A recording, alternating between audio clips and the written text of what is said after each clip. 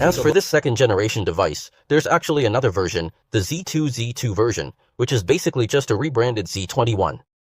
So, there are some improvements, but not a huge difference. The idea is kind of like the relationship between the 7840U and the 8840U. Let's start by looking at the management section. I've installed some of the drivers, but there's one driver I just can't find no matter what.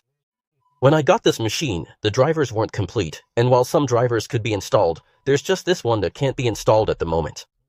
From here, you can see that the AMD adapter is 890M. Once you see this, you know there's no problem, because the 370's integrated graphics is also 890M. So there's definitely nothing wrong with this, it's definitely CRE. But when you look at it in the BIOS, it shows as 880M, and I have no idea why that is. Now let's take a look at the processor. For this processor, you can't actually see what CPU it is. You can only see some numbers. The front end works perfectly, with excellent compatibility. It's not like, just because this machine has been cut down or there are questions about whether it can still be produced, that the front-end software would stop being updated or maintained. That's not the case at all. Big companies are just different. They might stop making the product, but when they were developing the device, all the necessary drivers, compatibility, and the front end were already properly set up. You can tell just by looking at the controller. Remember with the first generation, if you looked at the controller displayed on the front end, it was kind of blocky, right? It had sharp edges and corners. But now, if you look at the way the controller is rendered in the current front end, the shape matches exactly with the one we have now. So, this shows that the front end can definitely be updated. So since it's been updated, let's see if there will be any more changes in the future. There's absolutely nothing wrong with this.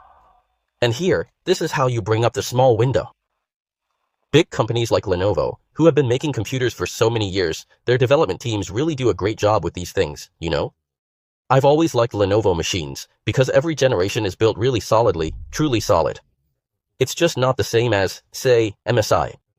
Even though MSI uses the latest processors and sells at a pretty low price, when you actually get your hands on it, it just feels way too plasticky. You really can't tell it's supposed to be worth 5,000 yuan. It just feels like, the moment you touch it, it's more like a 3,000 yuan product, you know what I mean? And as for the front panel, there's really nothing to say, it's just not presentable at all. Just look at what this one has on the front panel, right? Compare it to that one. The compatibility is great, there are absolutely no issues, and I've shown you all the system details. Now, let's take a look at the exterior of this machine. Alright, let's talk about the exterior bit by bit. First, let's discuss the handle. This time, after pressing the handle, you pull it downwards. Pull it down, and there you go, the handle comes off. See that? I just mentioned this handle, right? It's different from the previous one. Now it's a bit more rounded and also bigger. All the buttons and function layouts on top are basically the same, it's just the shape that's changed. The new shape is actually pretty lucky for me, because the handle I got is different from the ones other creators on Bilibili have. Theirs is glossy, you know, that kind of finish. The mold they used wasn't polished well, a rough finish. I got lucky, mine feels like what they'll use for mass production. The back has a textured grip. But there's one thing that's not so good. See this joystick?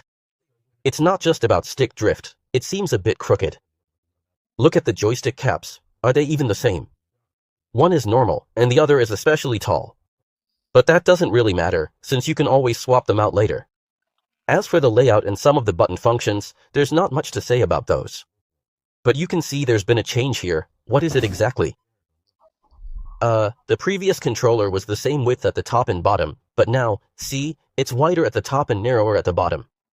Also, this time there's an extra feature. Look, you can charge the controller with these two USB-C ports, see? The first generation didn't have this, I think. And another thing, now the controller can be completely detached, just like with the Switch. I forgot whether the first generation could be detached and used directly like this. I remember with the previous one, you had to connect or set something up before detaching it. Later, you can even 3D print a handle connector for this controller, then use it as a standalone controller, treating the device entirely as a tablet and placing it on the table. One thing not so great, the top has writing on it, like numbers 4 and 5. I feel lucky, it's good. Look at this tablet, not a tablet, the main unit. From the top. What's changed? The top is wide, and both the top and bottom are wider. it wasn't this wide. As for the width now, I don't have a ruler on hand, but I'd estimate it's about 2 centimeters wide. And there's something else you can notice. The power button has gotten really big, and the indicator light is honestly super bright. But these two slots here, we'll take a look inside in a bit. I think they're probably sound outlets, and the fins go through here. The fins are especially thick. I checked out some other creators' teardowns, and the fan is located right here. The internal layout has changed, so I'll explain more once we open it up. Up top, there's a USB-C port, and the volume buttons are over here. Now let's take a look at the side. I'm going into a bit more detail here. You can see the width. Actually, this side has gotten narrower. After narrowing, the thickness of the two is actually the same. It's just that they've gone for a design that's wider at the top and narrower at the bottom. The previous version wasn't like this. Before, from the narrow part all the way up, it was all narrow. Now, that's changed. Then let's look at the bottom. The width at the bottom is actually exactly the same as the width at the top, exactly the same. It's just that these two parts have become narrower. Then, at the bottom, there's a USB-C port and a slot for a memory card. And there's also a headphone jack. There's actually not much change at the back, just the logo, and the logo at the bottom has gotten smaller. The support stand at the back has become especially narrow. I think for a large handheld like this, having a stand is really great. This is better than. Like the one on the One Netbook Employee 2, the one with the stand is great, but that stand is just a tiny strip, you know? I think making a large, white stand like this looks especially nice. Alright, that's the overall look at the device. Now, let's test a game. I'll show everyone a quick game test. Hey, just slot it in and push it up, and that's it. And I think it's really stable. Honestly, it's super steady. Plus, the size of this thing, using it like this is really comfortable. And the touchpad, listen to the feedback. Can you hear it? That vibration, the buzzing sound, you know. It's super responsive, see? I'm telling you, products made by big brands really are different, just better. Let's test out a game, okay? We're already in the game now, using Assassin's Creed Mirage, so let's give it a try. Like I mentioned earlier about this Lenovo screen, its brightness is 500 nits. Even now, its screen is OLED. These days, OLED is the mainstream for everything. But its brightness is considered on the lower side right now, 500 nits, but it's definitely enough for everyday use. Compared to previous versions, this brightness is already really good. Now, let's take a look at the current settings. It's in power saving mode. After enabling power saving mode, we're using the balanced mode, and the fan is set to smart. With this smart balanced mode, the power consumption is basically around 15 watts, which is shown right here in this spot. As you can see, actually, this Xiari, its CPU compared to the 370, is low power, and it performs best at around 15 watts. Its 15 watts is basically equivalent to the 8840 running at about 20 or even 25 watts in terms of power consumption. So, let's use MouseNet to test this game. You can see the wattage is at 15, and the frame rate is very stable, staying around 57, 55, 56 frames per second. And the gameplay is extremely smooth. Did you see that? There's absolutely no stuttering. This is at 15 watts, a 15 watt state. And the temperature right now is 56 degrees. When I play this game with my Zotac, I need about 20 watts for this smoothness at over 50 frames per second. This highlights the 370 and Xiari's advantage in low power consumption. Normally, playing this game, I'm only using 15 watts. That's enough for me. I can play very smoothly, and overall, standby time and everything is longer. For example, with my previous 8840, I might have played for an hour and a half, but now, using only 15 watts, I can play for up to 2 hours. And the frame rate is really stable, too. Oh, and as I mentioned before, the 370 does have some issues, like with certain games, for example, Resident Evil 4 and The Witcher. There are just a few games where, all of a sudden, you'll get frame drops and stuttering. Logically speaking, the two games I just mentioned should run really smoothly here, but the 370 does have this kind of issue, which is related to the size of the console. But I haven't tested this yet, so right now I don't know if this one has the same problem as the 370. But according to what that Yemen guy said, this U should be much more powerful than the 370 with some improvements. So if you're thinking, hey, I'm planning to get into this soon and want to buy a high-spec one, you can just go for the CRE without hesitation. I think the 370 just isn't necessary anymore. The 370 is still pretty expensive right now, and it also has some minor bugs and issues. Over 50 frames, and it keeps running at 15 watts the whole time. Seriously, that's really impressive, really strong. Plus, at this price point, I honestly think it's super impressive. Alright, that's it for the gaming part. Next, I'll walk you through how to set up the system, how to enter the BIOS, how to tweak the settings, how to boot up quickly, and how to configure all the options in the BIOS. I'll explain all of that for you. After all, there are probably a lot of people who have already bought it, and once you get this handheld, it's completely in English, plus there are quite a few issues with it. I'll go through all of these things for you. First, before we get into the BIOS and other system settings, we need to prepare a few things. As for how to make a boot disk, I won't go into detail here, you can figure that out on your own. You'll also need an adapter, and most importantly, you must have a keyboard. Here's mine. It can connect via 2.4G, just like connecting a wireless or wired controller. If you don't have this kind of keyboard, you must have a wired keyboard to connect. This is absolutely necessary. Next, let's power off the device.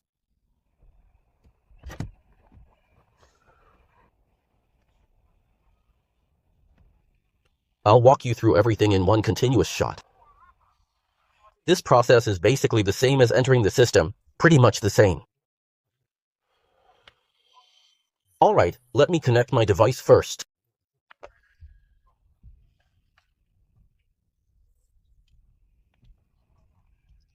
This is just for connecting the keyboard.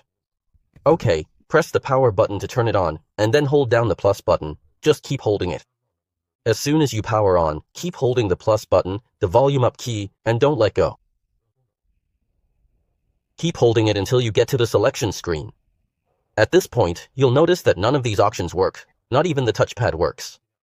That's why I said earlier, you have to connect an external device like this. If you don't have this, you can just use a wired one. Now, you can see the second option is BIOS. Click back to enter, and once you're in, this interface is actually pretty much the same as before. It's pretty straightforward. I've already set mine up and switched it to Chinese. When you first enter, it'll be in English, so you need to click the bottom right corner. At this point, the touchpad works. Once you're in this menu, for language, there are only two options, English and Chinese, you know? Just switch it from English to Chinese, and that's it. Now, everything in your BIOS will be in Chinese. Here, you can adjust a few settings, and you can also see all the information about this machine, like our memory, for example. As for system settings, we can see there's an option here. Display settings. Clicking this lets you allocate memory as video memory. By default, it's set to 4 GB, and then there are options for 2 GB, 4 GB, 8 GB, 16 GB, and if you have 32 GB of memory, setting it to half is usually enough. After you've made your adjustments, just press F10 at the bottom to save all the settings. There are also general settings in here that you can explore and adjust on your own. They're all in Chinese anyway. And then there's also quick boot. There's also power management, performance adjustments, and so on, as well as security settings. Then there's the boot options. Don't mess with those, they're all enabled by default, all turned on. After you've finished all the settings, just save and exit, or you can go back. On this screen, you'll see the graphics card mode. Don't worry about it, just leave it as it is, don't change anything. Over here, you'll see the boot items. You can set the boot priority. The first item is our hard drive, and the second is our boot disk, the boot disk. If you plug in the boot disk, it will show up here. If you don't plug it in, only one item will be displayed here, just a single item. Over here, the text is a bit small. It's just some shortcut key settings, or rather, settings related to the boot items. F12, F2, and so on. F2 lets you go directly into the BIOS system, and F12 is for entering the boot menu, where you can select the boot disk. After explaining this, I'll demonstrate how to enter the boot menu and go through the whole process of setting up the system. At this point, when it restarts, make sure you have the boot disk plugged into the machine.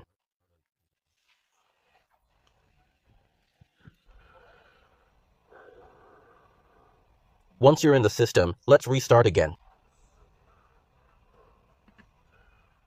Just restart directly.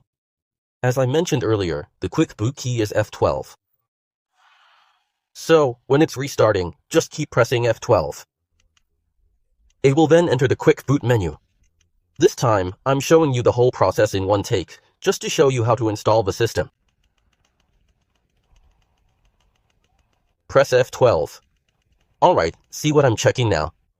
Okay, here it is. First is the system drive. I have 2 boot drives detected. Why 2? There's a hard drive in my docking station that's also bootable. Right now, I've plugged in a USB drive and booting from that works. Also, this screen is natively landscape. But with this native landscape screen, it's better.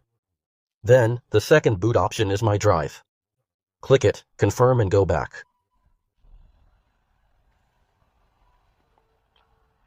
Setting up multiple systems is really simple. When the time comes, just go to the developer's site and download the first generation system for Lenovo Go, then use that to set things up. As for the remaining patches, just use Driver Genius to install them, and that's it. Alright, now we've already entered the PE system. After entering the PE system, you can take this out. First, your hard drive should be a single partition, so let's click on Quick Partition. After you click it, the first option at the top is the hard drive in our machine. I've already partitioned mine, so I won't do it again, I'll just show you directly. Then, just keep holding it down by hand, and it will. This selection will appear, then click Quick Partition, Quick Partition. Here, you can choose how many partitions you want. Just select the number of partitions at the top, don't touch anything else. If you want 2 partitions, select 2. The first one at the top will be the C drive, and the second will be your game drive. If you want to adjust the size, just click and set it yourself. After that, use the keyboard to enter the number. Type in 150G for the C drive, then press enter. Just keep pressing enter step by step. I won't execute this step now because I already have a system installed, so I'll cancel it. After you've finished downloading that system image from Yemen Dawang, just click on D++, open it up. Click on Tools, then System Restore, then Browse, and find the system image you downloaded. Select the system image, then click Confirm. After that, in the lower Browse section, select your C drive, then click Choose. This is to reinstall the system on the C drive. Then click Format, then click Boot, and then click Confirm twice. After it's done, you're all set. Once it's finished, unplug everything and just restart, that's it. I won't do a demonstration here. What I just showed you was the whole process. Now, I already have a prepared hard drive in here, like I mentioned earlier. I've packaged up this system image, and I'll upload it to the cloud drive. When the time comes, you can download it. After you've downloaded it, just follow the steps to finish the process. All drivers are installed. So after you're done, you don't have to mess with anything else. You can use it right away, even play games. It's very convenient. But for now, this is only for the ZRE model. As for the Z2, I think it should be compatible too, but you'll have to figure that out yourself. For system backup, it's also very simple. Now that you have the system, just go to the C drive, click Tools, then System Backup. See? Then you need to choose where you want to save it. I'm saving it to the D drive, just click here, that's the local drive. Then you need to give it a name. For the name, just use your imagination, use uppercase letters. Something like LC or LX, LC, so the name is set. The location is in the D drive, then we save it and confirm. At this point, it's packaging the whole system into an image, creating a new image file. When the time comes, you can just use mine directly. Once the system is set up, you can use it right away, no need to install drivers or mess with anything else. Here, I've sped things up, because this progress bar takes a while to finish, so I fast-forward it. Alright, the final step is disassembling the machine. Actually, this Lenovo machine is really easy to take apart. Just a few screws on the surface, plus some screws on the bottom, and it comes apart easily. I saw another creator on Bilibili, and he was really rough with it. He said his machine didn't have any screws, so he just yanked the back cover off and it popped open. There's a buddy in the group, you know. He wanted to buy this thing too, but he couldn't get it, only the lower spec version was available. I told him I managed to buy it, but I didn't mention it in the group chat at the time, you know. But there were a lot of people talking about it in the QQ group, not about mine, but just in general. The thing is, we hadn't gotten our hands on it right away, so no one really knew if this machine was good or not, or if it would work well. So if you blindly tell your friends to buy it, and then they run into problems after buying it, well, it's hard to say who's responsible, you know? That's why I wanted to buy one myself first and test it out. Then, after I've tried it, I'll share my thoughts with everyone. But after I told that buddy, he went to try and grab one, not in the group chat, but on a certain platform, and he couldn't get it, so he ended up with the lower spec version. Honestly, there's no need to rush. Usually, you play around with it for a while after getting it. Just wait another week or two, and that platform will be full of them. So, if you haven't gotten to try it yet, don't worry, give it a couple of days and you'll have your chance. Sigh, this thing just won't come off. Who broke it? It wasn't me who broke it. Alright, there are only 8 screws in total, 8 screws. Hey, you can't just yank it off, alright? Let's not try to force a miracle here. Just use a pry bar or something similar, go around it once, and it'll come right off. There aren't any wires. Once you've pried it off, you can open it up. You can see that the back cover doesn't have any wires either. That's just how it is. I'll set it aside. Now, you can see the inside of the machine. This machine is really, really new. This layout is different from before. Previously, there was a big battery here, and the fan was in this spot, a small fan. And over here was where the hard drive was placed. Now, it's completely changed. There are 2 batteries. Having 2 batteries is a first at the moment. Yeah, this handheld uses 2 batteries. Right now, all other handhelds only use 1. And you can see that this time, the fan is really big. The fan is really big, and let me tell you, its fins are especially thick, really wide and really thick. So, what's the main point? This time, the hard drive should be in this spot. The hard drive should be used here. You get it. I'm not sure if this is the 280 or not.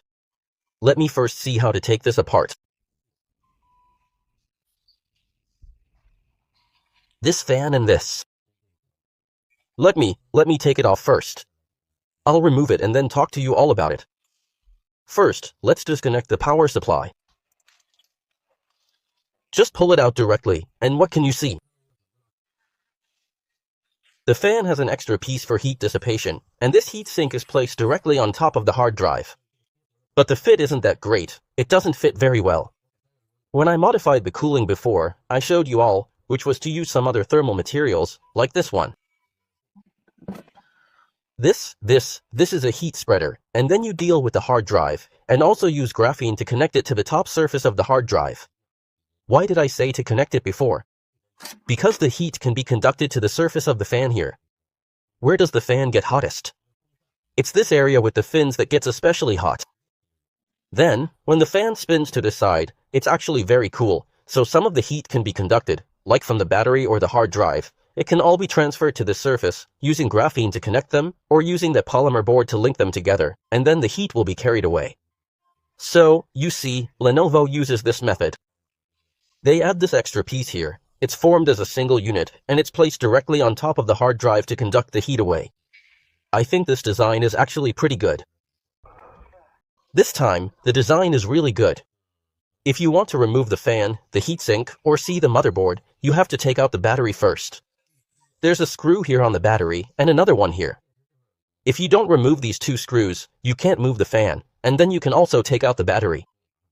After unscrewing the 2 screws, these 2 screws are holding the battery, this big battery, then just give it a pull, and there you go, it comes right out. Isn't this design pretty clever? Actually, the battery could be made even bigger and thicker. Set it aside. Also, there's another screw on this side of the fan. I've already removed it. Once you take out this screw, the fan can be taken off. You might need to use a bit of force to get it out. Because there's thermal paste here, see? They've used a lot of thermal paste. I think this is something we should learn from these big manufacturers. Right now, some of those other brands we have, they won't even bother to use enough thermal paste, you know? How could that possibly be safe? I'm not going to take the fan off. As I mentioned earlier, you can see this part is pressing down on the hard drive. This integrated design is really great. The heat dissipation, as I said, is especially good. Now, the key point is, you can see this time the hard drive is still the small 2230 size, and then this is the mid-size, which is 2240, and the long one is 2280. What's really great about it this time? This machine can actually fit a 2180. I think this is super considerate. Why do I say that? Look at MSI's Intel machines. They're still using tiny 2230 hard drives.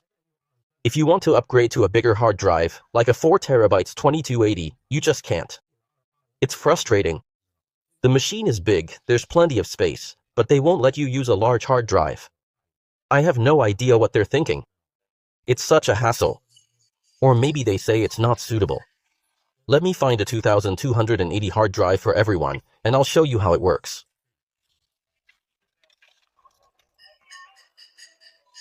Alright, I'll just grab one at random. This one is 2280 in length, and this one is 2240. As for 2230, it's even smaller than this. I actually have a 2230 here too. Let me show you all. These are the different specifications for hard drives. See this? This is the smallest and most expensive. For 2230 and 2240 sizes, 2240 is rarely used. These two types of hard drives max out at 2 TB, none go beyond. For 2280 size, there are more options, 1 TB to 8 TB, and in the future, even 16 TB will be possible. The enclosure design is in two sections, one part here, the other here. Let's put the hard drive in this spot. Hey, see this? The screw goes in here, but it's pressing right up against the middle part. So when you want to switch to a 2280, you definitely need to find something, like pliers, to unscrew this part, you know? After you unscrew it, put it in place, and then for heat dissipation, just use this, do your own heat dissipation treatment. For heat dissipation, if there's space at the bottom, you can also apply a thicker layer of thermal paste to the bottom part here. Apply a bit of this thicker thermal paste for better effect. If there's space, you can handle it like this. To improve heat dissipation, take apart the machine and study what you can use in that space. Remember, for hard drives, memory, and heatsink fins, you can use this thermal paste. It's right here. But use as little thermal paste as possible on the motherboard. I remember a buddy of mine was telling me the other day that he used thermal paste on his motherboard, and after he put it on, the computer wouldn't boot or run. But once he removed it, it could start up again. You know, some thermal pastes are conductive, right? Some are insulating, and some are only meant to be used on hard drives, so never use those on the motherboard. Seriously, keep that in mind. So this time, upgrading to the 2280 is totally fine, no problem at all. Let me put it down, and we'll add this in a bit. Our weird cat at home, whenever he wakes up, he scratches everything. He'll just claw at anything and make it disappear. One day, my joystick cap or whatever just went missing, and I'm sure it was him who ran off with it. Now let's talk about the motherboard. This time, you can see the motherboard is just this small strip in the middle, which is a really good design. The motherboard and the battery are definitely separated. The battery generates a lot of heat, and so does the motherboard. As I mentioned earlier, the thickness of this space is more than enough, so the battery could even be made bigger. I didn't check exactly how many watts this TV uses, but it should be over 70 watts. It's probably even more than that fork-shaped TV. Then, if we look over here, you can see the heatsink fins with two copper pipes, and on this side, they're also extended out. Alright, now let me tell you what's under this thermal paste. Let's remove the thermal paste. It's sticky, really tight. Oh, it's really stuck on tight right now, so I'm not going to take it off. Let me tell you what this material is. Underneath here is the memory, and on top of the memory there's a layer. This layer is specifically for insulating and conducting heat away from the memory. I've never been able to buy this material, you know? The stuff I used for everyone before was always taken from used machines by people who sell memory. They take it out piece by piece, and I buy it from them and use it for you guys. Because honestly, I don't even know what this material is actually called. And then on top of that, there's also a big chunk of thermal paste used for cooling the memory. Alright, I'm not going to take this apart any further. There's really nothing else to disassemble here. And over here, this is the Wi-Fi. The Wi-Fi antenna. Alright, so the full teardown, plus installing the system and the explanation, this video ended up being a bit long and a bit rambling, but this stuff is definitely useful for everyone. Later on, if a lot of you who bought this machine want to tinker with it, there's no problem, you can do it yourself. The joy of hands-on work is really, really happier than playing games, honestly. Alright, I won't film the reassembly process. That's it for this video. If you have any questions, just leave a comment. Thanks everyone for your support. Alright, see you in the next video.